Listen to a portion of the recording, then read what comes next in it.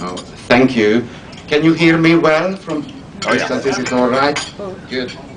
Well, I'm really honored to meet so many librarians. I have to say, I'm very grateful to most librarians I met in my life. I learn a lot from them, and the best advice I could give you, always take the conductors and bring them into the library, because most conductors don't know what you have in the library, and there are great treasures there. And I learned a lot from those hidden treasures. I don't know, things pop up in my mind like the wonderful George Sell collection in the Cleveland Library. I've seen the great original scores of Rachmaninoff in the Philadelphia Library. I mean, there are treasures everywhere. And, take the conductors there, because they should see the libraries. Really, that's the best advice. Now, one thing I wanted to share my ideas with you, because it keeps my mind occupied all the time, is that there are the notes and there are the markings under or above the notes. And, of course, there's so much work of libraries going into arranging those markings, and I'm sure musicians torture you in being more and more precise and more elaborate, and with the up bows and the down bows and the short and the long notes and all those things. And I wanted to tell you, recently I had a very special experiment. This was in the Glyndebourne Opera Festival in England. We performed the whole Mozart opera, and I agreed with the orchestra not to use the pencil. And we had a completely clean set of orchestral parts, and nobody was allowed to write anything in the parts. And the purpose was, this was a wonderful, very serious experiment, because I thought that if the musicians have less fixed instructions, they will pay more attention to the singer.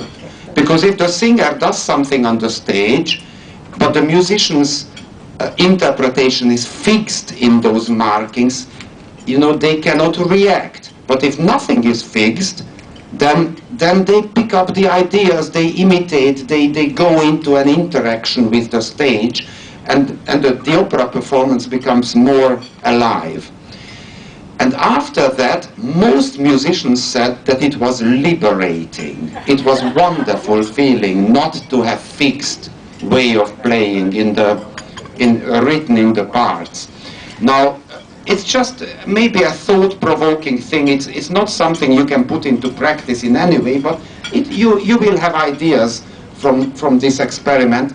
I mean, I remember when we did it, and we also talked about, actually, this was a Mozart opera. What happened in Mozart's time, for God's sakes? I mean, there was no pencil being used. So if you had to put in an up bow or a down bow, you risk that the ink pot falls on the music or the instrument. Imagine, where do you put the ink, and where do you use the, whatever feather or pen, or you have to, dip into it. I mean, no way you could use it during a rehearsal. And this explains to me that most parts of the time have no markings whatsoever from the 18th century.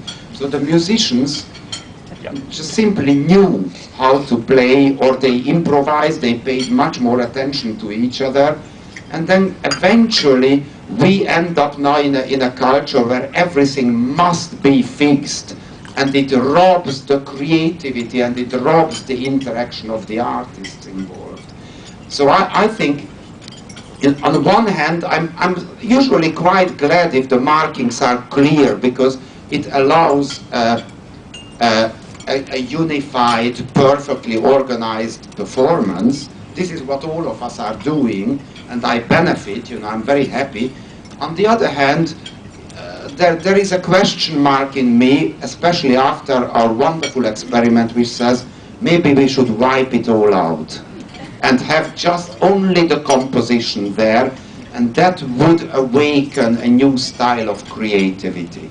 And I really believe in it, and I think this might be a future generation will look into this new way of music making, which allows more improvisation, allows more spontaneous thinking, listening to each other, and less rigid, militant, fixed instructions fixed on the page.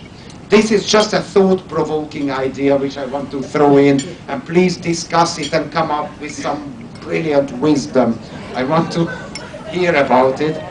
Well, I mean, really, it's so lovely to have you all here in Washington, and I hear you will talk about how to program things like opera galas, pop concerts, and all. And I want to learn, so I hope to receive the summary of these brilliant discussions, and I wish you great fun and a lot of new ideas emerging from this conference.